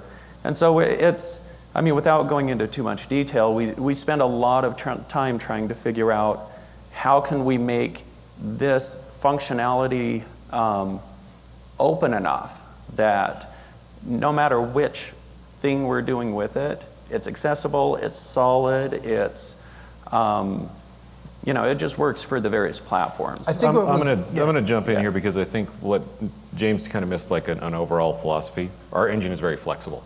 Yes. We have done a lot of different things with the engine, and we've added a lot of different pieces over the course of time. That's actually what allowed us to do the toy box. Yeah. In general, and so that's one of the things like I'm most proud of is that it's when we had this kind of philosophy, game design wise, of if the player said, "Hey, can I do this?" We wanted the answer to be yes. Like, can I get in this car? Yes. Can I pick the car up and throw it? Yes. There was all these different types of things that as you interact with the world, we wanted to allow you to do, and over the course of the years, that flexibility has allowed for that. And so that's, I think, the biggest thing that's, I would say. Yeah, I remember, the engine's big, kind of the big coming out party was Toy Story 3's Toy Box mode. Yeah. And, streaming was integrated into the engine at that point. Customization. Customization. And then that, the Octane engine then would go on to power Cars 2. And that's when the racing system inside of the engine got a complete overhaul. And then we were able to leverage the streaming and the customization plus the racing and then evolve that even more to create then, what has become now the toy box and has since evolved from there. Okay, next question here. Allison, would you like to get a question? Yes, let's take one from the Twitch chat. Okay. So we have the Disney Fanatic 22 asked, what gave you the idea for costume discs and were they difficult to implement into the game? I know that costume discs came right from the guys at Marvel initially. I mean, we had talked about how it would be fun to do different versions of different characters. And we might do that one day, but the Marvel guys had come to us and said, hey, there are so many different variants of these characters and their character costumes that it would be a total shame if you guys didn't integrate them into the game. Do you have any other insight into that besides? Yeah, it was there was a real desire from Marvel and obviously from the fans of Marvel to have all these different costumes. And we wanted to create new new figures. Everyone knows what an IGP is now. We're in the safe zone. Because we love creating those figures, but we just don't have the ability to create that many. And so we were looking for another avenue to express that. And the Power Disc was a great place for us to put costumes. Yeah, and I'd say also that the costume changes not only apply to Marvel characters, but we've also made them work with the Disney characters, both old and new. I know some of you guys. But only where they make sense. I think. Only where it makes. Yeah, it doesn't. Not every character. Right. I know that some of the guys this morning during setup actually got to go around. We have all 40 of the Disney themed discs that are here. They got to see some of the costume changes for the Disney characters. One that we're really excited about is the Santa Claus suit for Jack Skellington. Which is on a Power. There we go. Right. So one person enjoys it. But that'll be a real fun one, and there'll be for other legacy characters and new characters as well. We've got a question here from Tanner B, which is another really great one for those of you that are kind of in the weeds from a game design perspective. What kind of challenges does water bring at the design and programming level? Are there any plans to include water or water elements in the upcoming updates? I mean, this is something everyone keeps asking. Where is swimming? Where's my water? That is another game. Also a great game available right now on iOS. But let's talk a little bit about swimming mechanics and integrating those type of mechanics. So so I mean, when we go out and look at the mechanics, it's largely it's which properties we're going to go. So we actually thought about it quite a bit on Pirates, because we were like, man, we've got Makes sense. Pirates would totally make sense. I remember this argument. Yeah. The drowning mechanic is how it works. You have to walk off the plank, right? No, so the thought behind it was we wanted to be able to, from a game design standpoint, it's important to actually put up easy boundaries that people understand. Mm-hmm. And so water became that for us. And that's the primary boundary that we have around the world, because, we can't go make an infinite amount of content, for each one of these things. So, so that's, we use the word around here sometimes. So the thing that we try to do is come up with easy things that players understand and recognize. Water is that right now for us, but it's also now a restriction. And so if you look at some of the fan favorites that have come back on this, it's like Ariel is actually like really high on the list of asks, and Dory and Nemo, it comes in. And so we've definitely thought a lot about it. We know how we will handle it if we do that, but it's probably going to be that it would probably come in as a play set, I would guess, if that's going to happen. So I was gonna key in on something they said in the beginning to tease the answer, which is when swimming does come into the game, it will be integrated perhaps as a play set, but when it makes sense, when something very exciting that potentially is about water may be coming out. That's a good answer. Okay, I'm getting the 5-minute sign. All right, let me see here. My eyes. Turner Bros got another good question. As a child of the 90s, I appreciate the nods to films and characters that I grew up watching in Disney Infinity 1.0. But are there plans to add more content, figures, power discs, etc., that appeals to a large segment of the older fans of the game? The older Disney fans of the game. I think it's funny that you think a child of the 90s is older. Well, being a child of the 70s,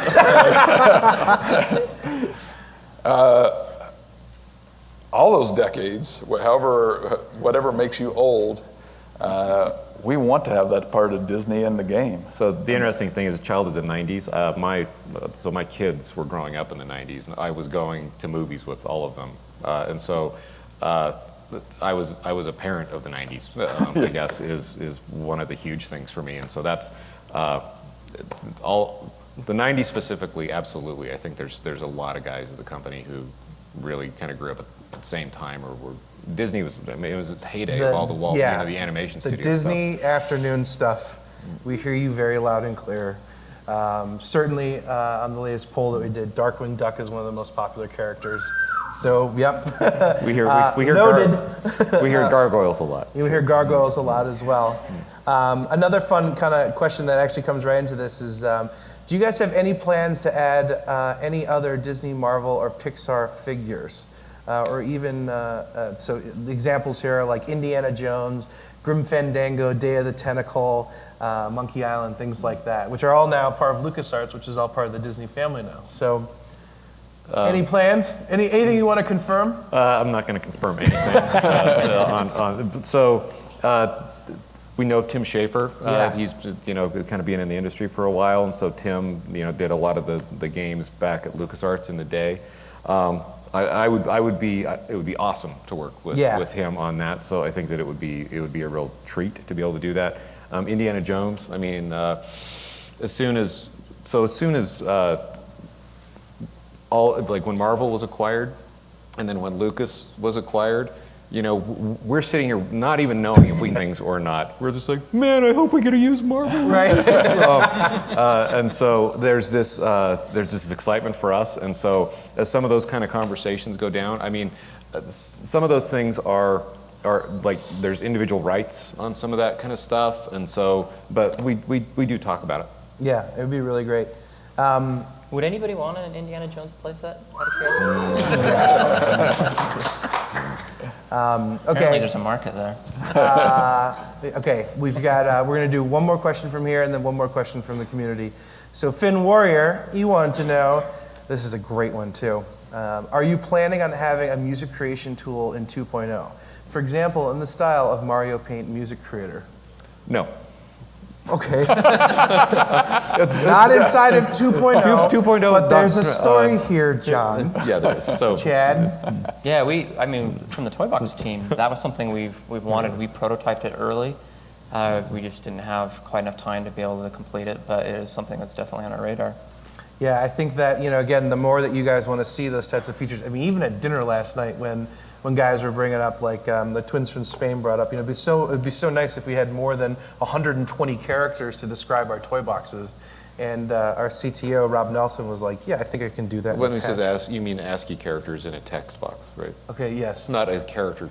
No, So- yes, more than 120 ASCII character texts in a text box.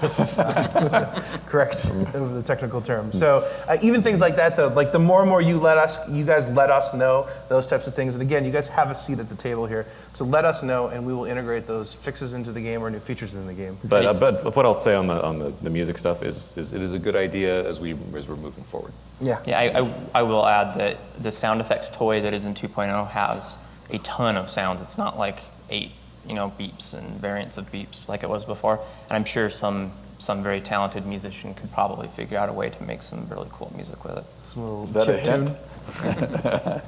Allison. Okay. One more question from the community. So for this one, we want to hear from everybody on the panel. Okay. Magenta Kitten on Twitter says, what is each member of the panel's personal favorite Disney Infinity figure? Who's starting? Start over there. I'm going to think about this one. I'm going to have to, again, go with Stitch. I know I kind of answered this a little bit earlier, but it's just an incredible little figure, and it captures all of his personality right there, his mischievous destruction and his cuteness all in one little tiny figure. It's awesome. I love Merida, and it's not just because I wish I had her hair. I'd look good. No, but her combat capabilities make me smile. She's very powerful. I'm gonna go with 2. So I love The Incredibles. It's my favorite Disney film, and so Dash he's the one I always play with because he's really quick to get around. But in Infinity 2, it's Iron Man. I mean, he's awesome. I mean, it is just so much fun. He's overpowered in every way. So I'm going to say 2 answers. From the Marvel side of the family, I love Venom, especially when he's fully leveled up. He's as strong as Hulk, plus he has web swinging, so that's totally awesome. And then from the Disney side, it is, I'll give a hint. It is, because my Disney answers always change as we are unveiling new characters. But this particular one is a female Disney character that we have not yet announced. So that will be my favorite 2.0 Disney character. I have different favorites. So if you're talking just the art of it, and so if you're talking just the figure, I think my favorite is probably Rapunzel. I think she's really captures her personality. I love that she looks good from every angle. And then in game, I'd have to say probably Iron Man. I think he has a lot going for him. Mr. Rowe? So, again, I'll also go with 2. And I have to agree with Reed on Stitch. I like Stitch, especially the wall crawl. It's very bug-like. It feels good. It's very true to character. So I enjoy it. I think that's a lot of fun. I'm a Spider-Man fan, too. Right? Oh. I mean, and it feels good in the game. Swings well, climbs well, crawls well. I don't know. Spider-Man is amazing in the toy box. You can boogie. You can get around really quick with him. Yeah, you can do a lot. So those are my favorites. It's great. Well, we want to thank all of our panelists for being here. Now we're actually going to transition over to our Toy Box community team. So thank you guys for being a part of this. Thanks for everyone for listening. I'm scared. Yeah. So while we get those guys all mic'd up and ready to go, as a lot of you may know, and for those of you that don't know, this year we actually opened up 5 headcounts at the studio to hire members of our community directly in to work on Disney Infinity. So when we had done this initially, the thought was that we had wanted to take some of our best artists that are out there and have them come and kind of give them their dream job. We have filled all 5 of the positions to date, and the guys will come up here and give everyone in the audience a quick tutorial on everything that has to do with 2.0, introduce themselves. Although a lot of you may know them now, you'll get to know them even better over the course of the next few days. Do you have anything else you want to add about how important that is to us and what it means? So I think what's truly important is for people who want to be creative in here, we really want to make sure that we're supporting them doing that. For people who don't necessarily want to do that, we want to make sure that we're offering some of the best content out there, and so that it becomes almost like a value for the game, and there's this ongoing stream of stuff that we will be giving out to the community for free. And so we're really hoping that this is kind of like a weekly cadence at this point in time that we'll be putting out. We've got a bunch of stuff kind of ready for launch, and then there'll be some just kind of weekly new stuff that will be coming out. It's really fun. I mean, a lot of you guys are talking about, like we just announced Donald and Aladdin and Jasmine. There's a lot of questions about, are these characters going to have play sets? Are there going to be Disney play sets inside of 2.0? What does that look like? One of the things that we're really excited about our community team doing is, as John had mentioned, they are actually prepping toy boxes that are built with all the new 2.0 logic tools that allow them to do things like you saw in the video a little bit earlier, like do leaderboards and do end of game scenarios and even some small cutscenes and text boxes, and now you can make RPGs and things like that. And that entire community team will be delivering content. Some of it will be dedicated just to specific characters. Some of it will actually be episodic, where they're going to be telling a story over time. And all of that content, as John had mentioned, will be available at launch and then ongoing, developed by these 5 amazing toy box artists that we have over time for you guys to be able to download for free. So we're really excited about that. But enough of us talking about it. Yeah, do we have video? Is that? Do we have a video now? Yes, yes, intro video will play. So thanks everyone for listening to us, and let's take a look at this quick video. All right.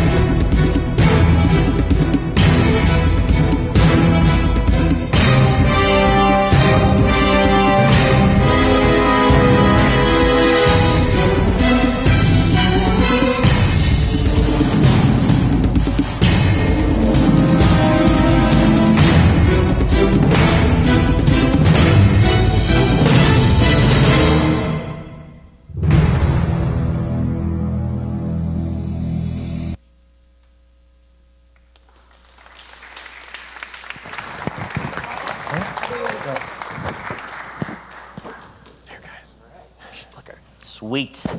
Well, it is an honor to be here with you guys today. We are your friendly neighborhood community toy box team. Hell yeah. Do you guys want to go down the row here and introduce yourselves and tell a little bit about who you are, where you came from? Okay, my name is Jose Avalos, aka Dr. Logic-Gate. For reasons you will see soon, I'm from Chile, and I'm really excited to be here. I'm Tyler Cole, aka Tyforce. I rickrolled most of you in this audience. I'm originally from Ohio, but I've been living here in Utah and glad to be part of the team. I'm Stuart Malcolm. Some of you know me by Crazy by Nick. I'm originally from Big Bear Lake, California. All right, my name is Petrek, aka Papa Echo. I came here as a middle school teacher. Big shout out to my students at home who are starting school next week. And I'm Quinn Johnson, also known as Quinn Jitsu. So I actually was a comic book writer before I came here. I worked on like Ninja Turtles and Kung Fu Panda and stuff like that. So this is like a dream come true to be able to to do this. And actually, another thing that's a dream come true is to have these little mics, because for the first time, I feel like I'm in a boy band. Yeah. Oh. Who's the cute one? All right. Well, we are here today to train our featured toy box artists in the toy box. We have some objectives for you today, and that is to, first off, explore those new features, to show you the upgrades to the 1.0 tools that you guys are familiar with, and also to introduce you to all new Creativa toys. And as was discussed earlier, we may not have a music editor, but word on the street is that there's now a person in the community who sings some amazing soundtracks. So shout out to Goofy Space Ranger, wherever you are, right there. But let's get into it. Also, as we go through, we also kind of want to show you guys some of the toy boxes we've been working on. Just because, you know, when you create a toy box, you kind of want to share it with everyone. So we couldn't resist. But as we talk today, we realize that this is the ultimate toy box challenge.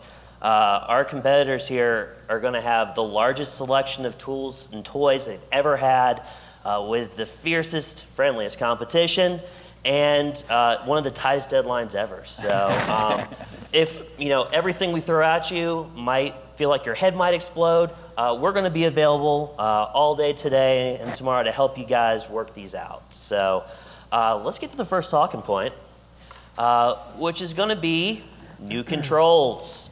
And we're going to choose Groot here to tell us a little about these new controls, because anyone who's seen Guardians knows Groot kind of has a funny way of speaking. And I kind of thought of him when we were going through these new controls because, well, Groot's kind of way of speaking is kind of weird at first. It feels weird or unnatural. But then when you get into it, it just makes sense. It's easy to understand. So are our new controls. You're going to pick them up. It's going to feel a little different from the first game. But as soon as you get into it, it's going to make sense. You'll be thinking, I am Groot as well. We are Groot. We are all Groot. All right. First off, let's kind of look at what Groot is building here. You're going to see, first off, when you edit or enter the editor, that display from the first game that shows all the toys, it takes up the alt screen, that's not there anymore. We realize that our power builders in the audience, this is the default way, the view that they prefer. These are how they like to access their tools and toys. So this is the first thing you're going to see as soon as you access it.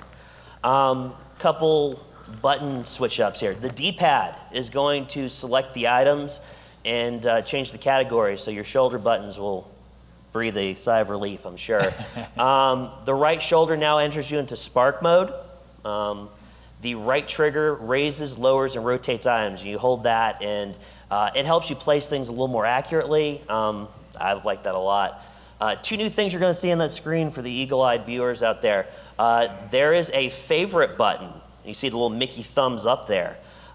You can select the items that you like, the ones that you use most frequently, and that's going to come into some customization a little bit later on.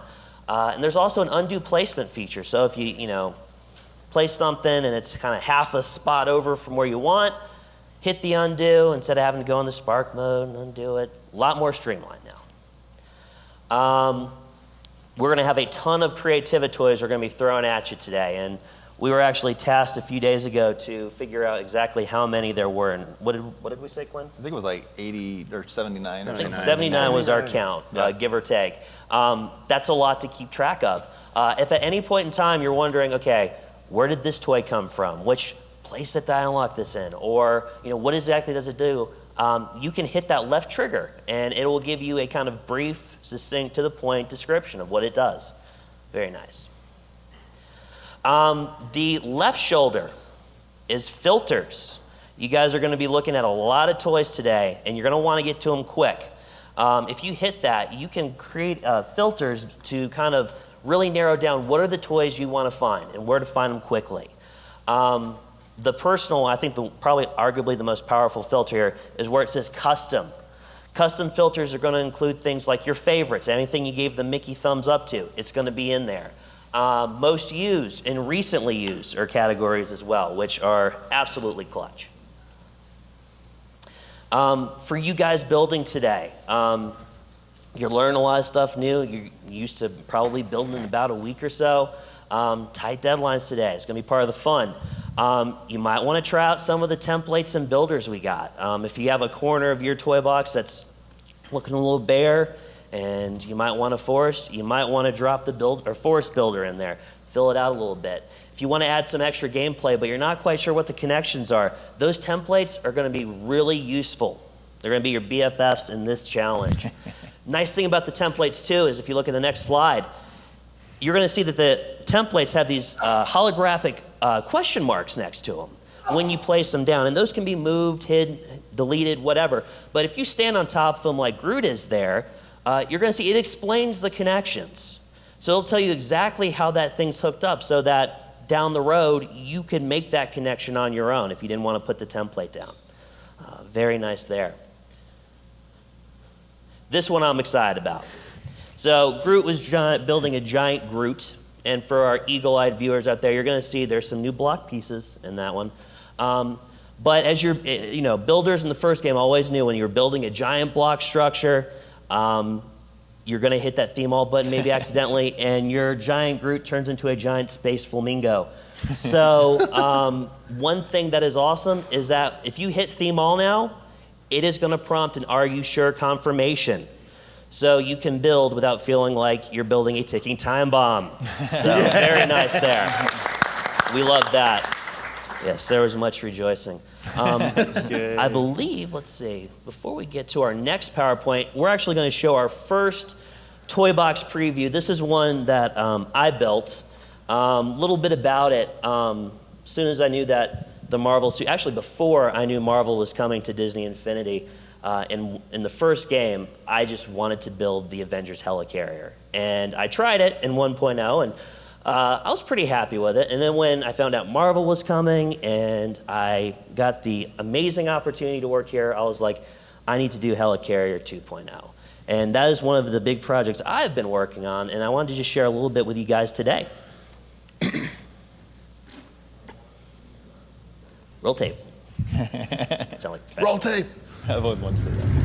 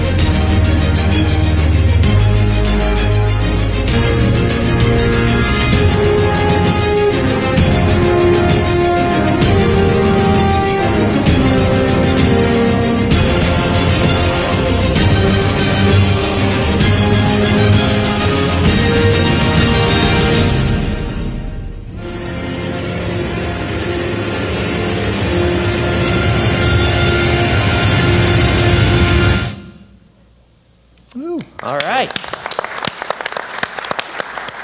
Thank you. I appreciate that. Oh, shucks. All right. Our next talking point, we want to talk about kind of a big category we're just calling the game changers. And I know a lot of you guys put a lot of planning in before you even set foot into a toy box.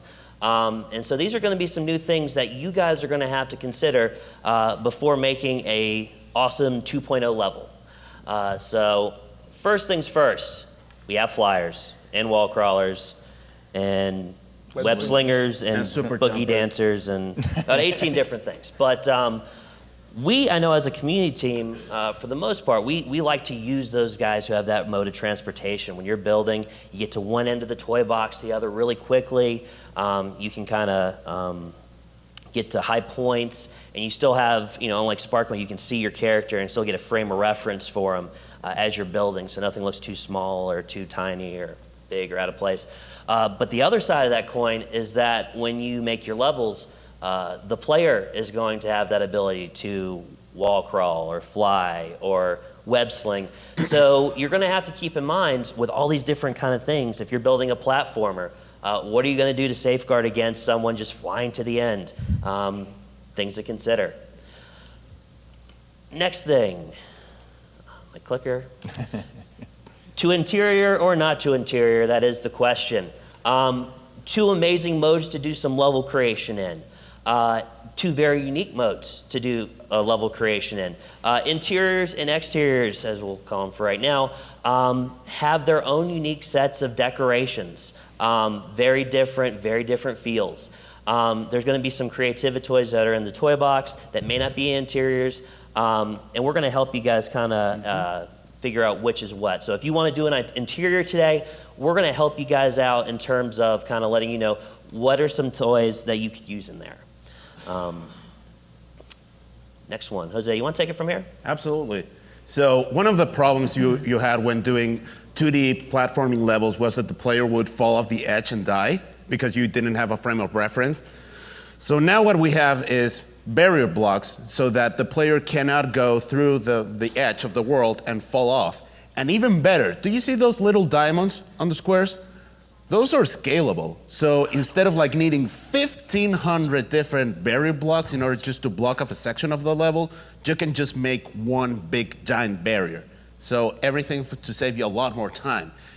But if you're making a racetrack and, oh, I don't know how this can fit, do not worry because we also have barrier blocks for each individual track piece. So you can still make them, you know, not fall off the edge. Unless you're making a Rainbow Road or something like that. Right. And they're also collision free too, so you can like drag that thing through objects if needed. You're not restrained within. Woo! Hell yeah! They're one of the best ever. So, you guys are used to the sky changer. Never able to never able to select the sky you wanted to do the change. Now you can. Say, Tyler's created this cool level, going up, regular sky, hit a certain point, change to space. Woo-hoo. Very cool. Very cool. Now, I know a lot of you had spent nights just laying in bed, unable to sleep, thinking, if only there was a way to put cow spots on my swinging hammer. Well, now there's a way. If you want to put flower print on a wall, you can do that. If you want to make your terrain block look like dragon scales, you can do that now. And the rails have also totally been given a bazillion different options. One of my favorites is the beanstalk skin for the rails. So there's like Tron ones, there's Avengers ones. I mean, there's just a bazillion different. That's bazillion I said twice, and now that's just 3 times I said. Do we have a money jar too? Like the other team? No. Okay. Oh, no. So, but yeah, you have tons and tons and tons of options now with the looks of all your parts, and so you can customize your level to look any way you want it to. It's super, super cool. Townspeople, in 1.0, if you wanted your townspeople to aimlessly walk off cliffs or into walls, then you had your fun. Now, there's a few more options added onto those. They accept logic now, and so they can trigger other things. They can also be assigned behaviors. If you're wanting them to get jiggy with it, or which you will. Yeah, you're going to want that.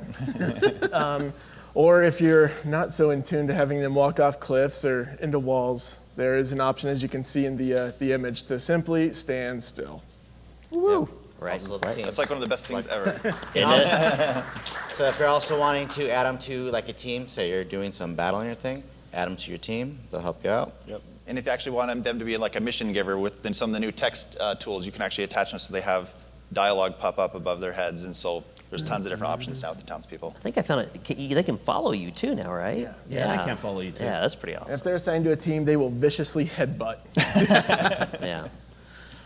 All right. Okay, so now we're going to show a level I worked on. It's called Remote Bowling HD Hyper Ultra Remix 2014, or just Remote Bowling. The thing is, when I started working here, okay, you can see that the toy box is good for making platformers or racing tracks or whatever. And I wanted to do something completely different.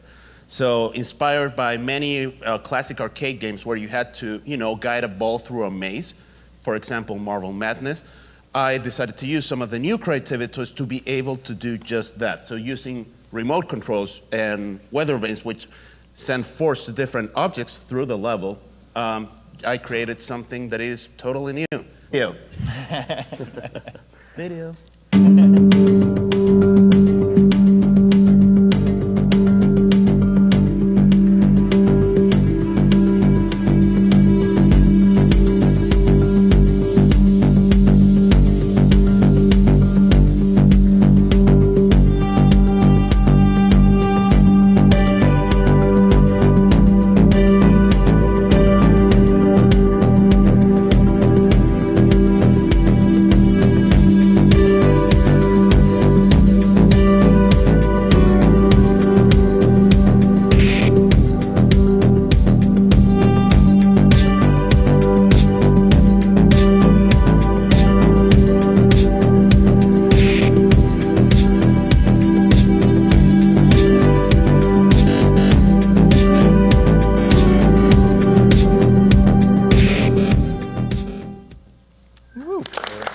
That's why we call him Dr. Logic Game, folks.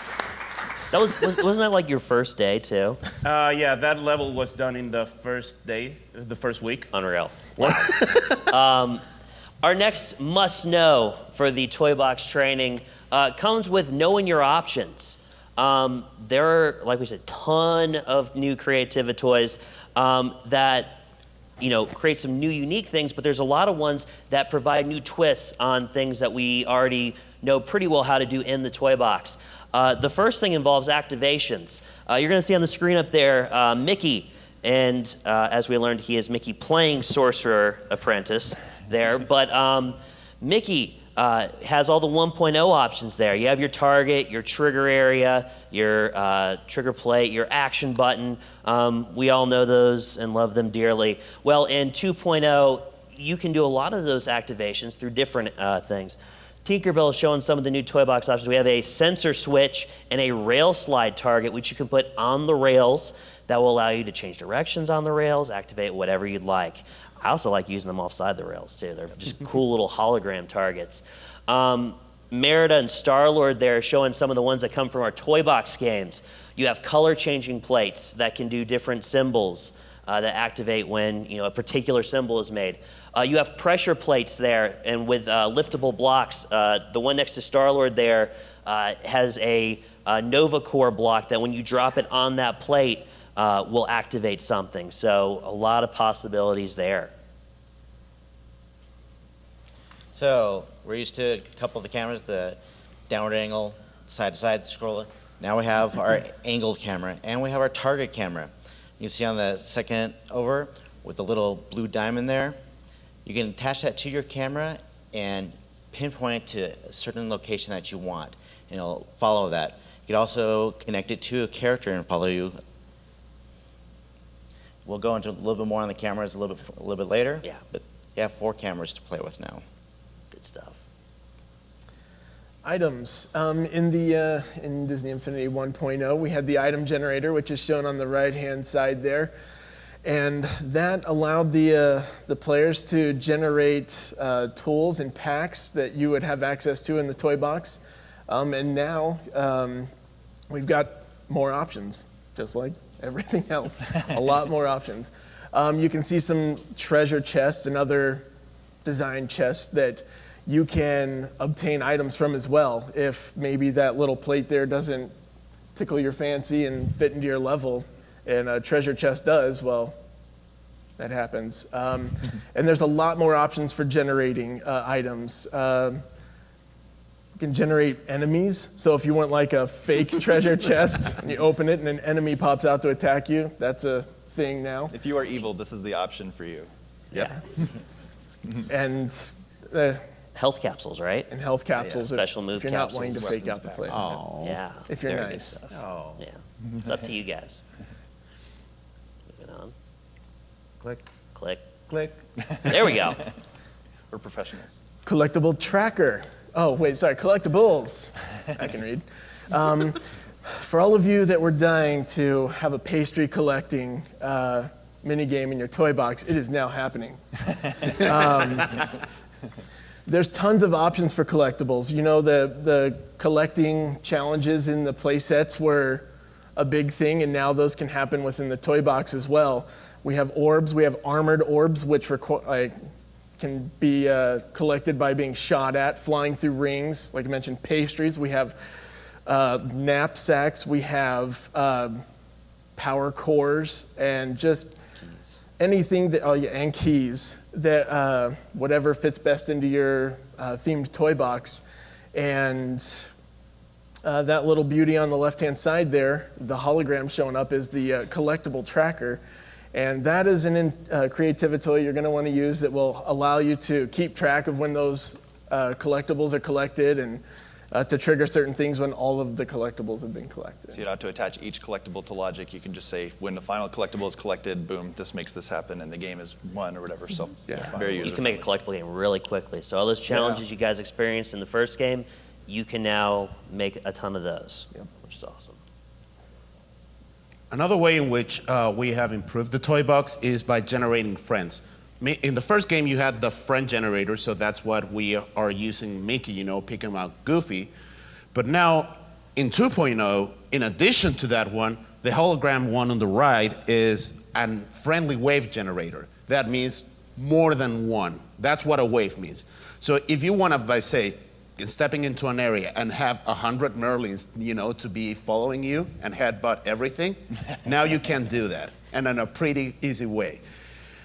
And also, we have changed the way enemies spawn. Before, in the first Disney Infinity, you had the enemy generator. That one is still there, but now it also has the ability to be connected to a locator, so when you step into a room, you don't see anymore, okay, that's where the enemies are come from. Now, if you want to, the player won't know where the enemies appear, so that's really cool. And also we have the enemy wave generator, so you can, hey, if I want to spawn, say, 10 Frost Giants and 15 Agrabah Guards, you can do that with only one toy instead of putting 25, which is really neat. But if you also want them to appear, you know, in a more thematic way, you will also have Stitch doors, cauldrons, or even Asgardian doors. So you can, okay, tell the player, okay, this is where the enemies are gonna appear from, and you can also destroy those in case you don't want, you know, all the enemies to appear at the same time. All right, so that takes us to collection pens. So in Disney Infinity 1.0, there was pretty much just the basic pen where you could drop a person in and make something happen with that. Well, we still have that, but there's been a bunch of new collection pens and doors added that you can throw townspeople in to activate certain logic. One of the nice things too is there's a feature where you can actually say when a townsperson is thrown through this door, they disappear. So you can kind of avoid that cheat that was often used in the first game where a person would just grab one guy and hop up and down your pen and beat the whole game. So it's really cool. So you may have seen on Petrek's Avengers helicarrier level, and I hope I'm not spoiling too much here. Go for it. But there's actually a really amazing mini-game part where Nick Fury sends you to, you don't know which of the S.H.I.E.L.D. people are actually S.H.I.E.L.D. agents and which ones are Hydra. So you can actually, we have it set up so you can actually pick up a townsperson, throw them into the interrogation door, and then we have some other tools where it spits them out randomly as either Hydra agents or S.H.I.E.L.D. agents, and you can attach text to that so they're like, "Hail Hydra," or they're like, "S.H.I.E.L.D. rocks," and then you can like throw them into other places. So there's really a ton of amazing new features that you can do with these collection pens. Yeah. And I'm completely going off the script here, but when you mentioned that, one of the funnest parts about this team, and I don't think funnest